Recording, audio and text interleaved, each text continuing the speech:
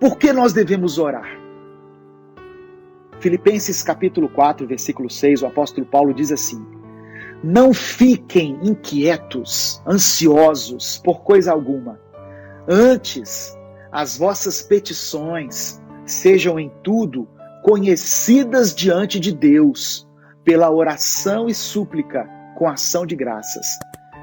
Então, por que devemos orar? Porque nós somos ansiosos, nós somos inquietos em relação aos nossos problemas, ao dia de amanhã. Como é que vai ser? Meu Deus, essa crise, como é que eu vou sobreviver? Como é que eu vou trabalhar? Então, por causa da nossa condição humana, é que nós devemos orar. Porque se nós formos absorver os problemas pelos quais nós passamos, os problemas que nós enfrentamos na família, nós vamos pirar, nós vamos enlouquecer. Mas nós, no momento da oração, estamos nos lembrando de que servimos a um Deus que tem poder sobre todas as coisas. Então, se existe uma situação que está me tirando a paz, que está me tirando o sono, eu devo apresentá-la diante de Deus. É isso. Deus já sabe tudo o que nós precisamos e o que é melhor para nós. Mas a Bíblia nos orienta a orar, porque há poder na oração. Olha o que Tiago escreveu no capítulo 5, o apóstolo Tiago, no capítulo 5, do verso 13 ao verso 16. Ele disse assim, olha, Tiago 5, do 13 ao 16. Entre vocês, há alguém que está sofrendo? Que ele ore.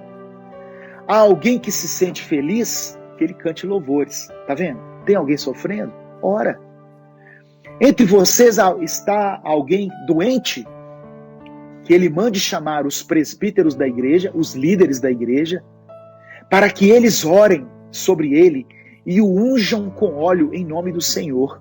Aqui fala, né, da autoridade que está sobre a igreja. Tá vendo? Os líderes da igreja. Você é a igreja.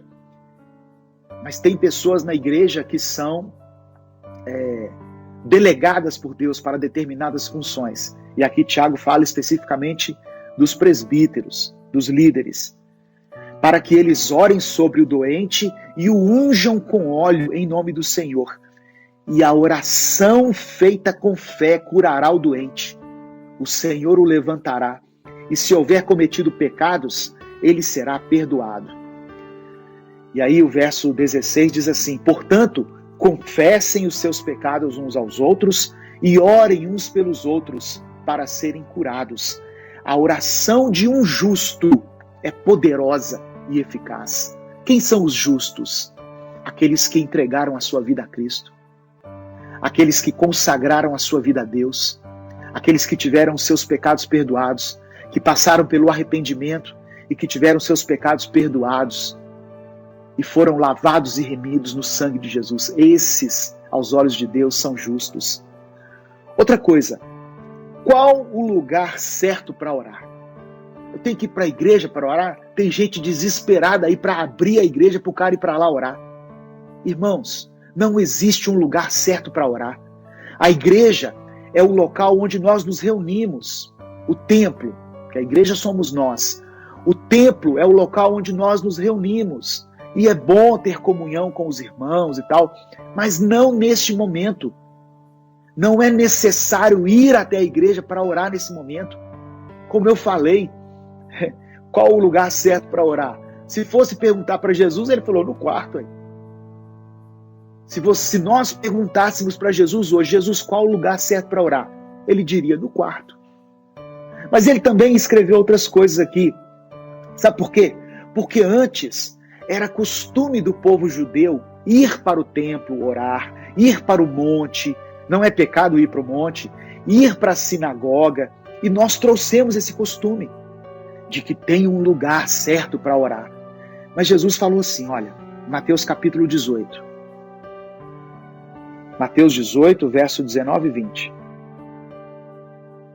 Ele fala assim, olha, também lhes digo que se 2 de vocês concordarem na terra em qualquer assunto sobre o qual pedirem, isso lhes será feito por meu Pai que está nos céus. Pois onde se reunirem 2 ou 3 em meu nome, ali eu estou no meio deles. Ele fala onde, não fala em que lugar não. Onde se reunirem, na praça, na rua, na sala, no quarto, lá na empresa, reuniu 2 ou 3 em nome de Jesus, Jesus se faz presente.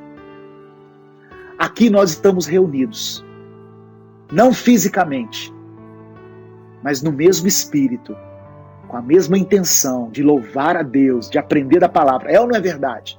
Você aí na sua casa, no seu estado, no seu país, eu aqui em Belo Horizonte, Minas Gerais, Brasil. Mas nós estamos reunidos em nome de quem? De Jesus. Se 2 ou 3 se reunirem em meu nome, eu estarei ali no meio. Jesus está intermediando essa conversa entre nós aqui. Aleluia. Ele está aqui do meu lado. Ele está aí do seu lado. Eu tenho falado que mesmo com cultos online, nós podemos ter experiências tremendas com Deus. Fantásticas. Olha essa palavra, irmãos. Olha como essa palavra falou ao meu coração. Ensinamento simples de escola dominical. Mas como é bom rever essas coisas. Como é bom reaprender essas coisas. Em nome de quem nós devemos orar? Em nome de quem devemos orar? A quem devemos dirigir a nossa oração? João capítulo 14, verso 13 e 14.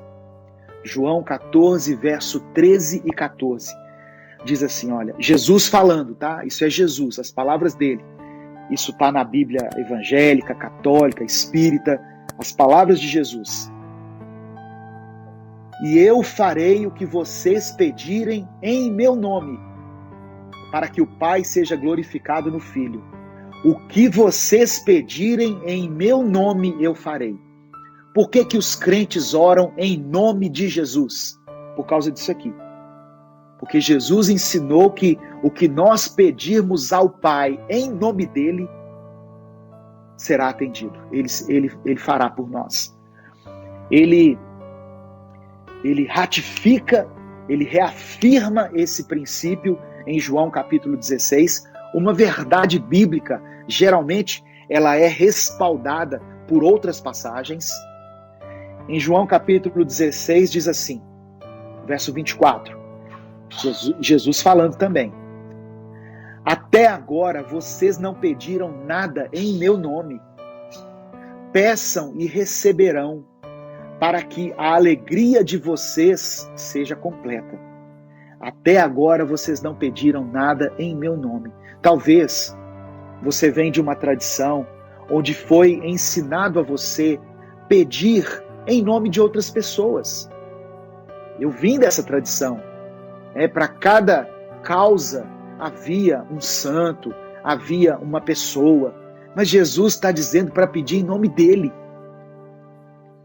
Nós não precisamos de nenhum outro mediador, intermediário, que não seja Cristo. Por que nós oramos em nome de Jesus? Porque nós somos pecadores. Romanos capítulo 3, verso 23 diz que todos pecaram. Todos que nasceram aqui na terra pecaram. Da pessoa mais santa que você conhece, até o mais pecador, todos pecaram. Então não há ninguém, não há nenhum nome pelo qual nós possamos chegar até Deus, apresentar as nossas petições a Deus, muito menos o nosso. Eu não posso orar a Deus dizendo assim, Deus, o senhor me conhece, né? Eu sou o cara do minuto com Deus, eu sou o pastor Edivaldo. Olha o tanto de coisa boa que eu faço, Jesus. Olha as mensagens que eu coloco todo dia na internet. Deus vai olhar para mim e vai dizer assim, você é pecador. Sabe por quê, irmãos? Porque Deus vê os meus pensamentos em todo o tempo, as minhas palavras, as minhas atitudes. Então eu não posso orar baseado no meu mérito. Por isso eu oro em nome de Jesus. Jesus, ele foi morto no meu lugar. Ele venceu o pecado. Ele venceu a morte. Ele venceu o inferno. Ele venceu o mundo. Então, respaldado por ele, pela vida dele, pela obra dele, é que eu oro a Deus, em nome de Jesus. 1 Timóteo capítulo 2, versículo 5. 1 Timóteo capítulo 2, verso 5, diz assim, olha, porque há um só Deus e um só mediador entre Deus e os homens, Jesus Cristo, homem. Há um só Deus a quem devemos orar e um só mediador entre Deus e os homens, ou seja, uma só pessoa que intermedia a nossa conversa com Deus, a nossa oração a Deus, Jesus Cristo. Só a Ele você deve orar e se dirigir. Amém?